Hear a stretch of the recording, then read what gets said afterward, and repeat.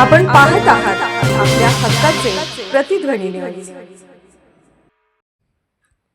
Jat market yard परिसरात तरुणाची निर्गुण हत्या, अनैतिक संबंधातून खून झाल्याचा संशय, दोघांची नावे चर्चेत, एक अल्पवयीन.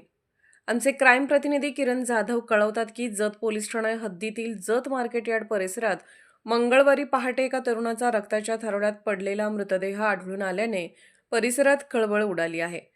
मृत तरुणाचे नाव मल्लेश सुरेश पुजारी, वय 23, राहणार KEM हायस्कूल समोरील झोपडपट्टी जत असे असल्याची ओळख पटली आहे.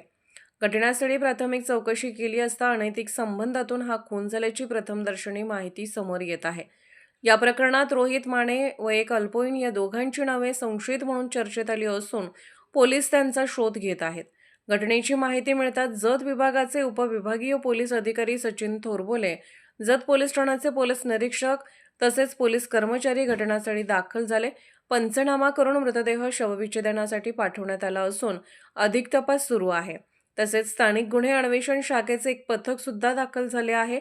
या घटनेमुळे जत शहरात भीतीचे वातावरण पसरले असून नागरिकांकडून हळहळ व्यक्त करण्यात येत आहे. पोलीस लवकरच गुन्ह्याचा छडा लावतील असा विश्वास व्यक्त केला जात आहे. आपण पाहत आहात प्रतिध्वनी चॅनल. अशाच बातम्या पाहण्यासाठी आमच्या चॅनलला सबस्क्राईब करा आणि बेल आयकॉनवर क्लिक करा.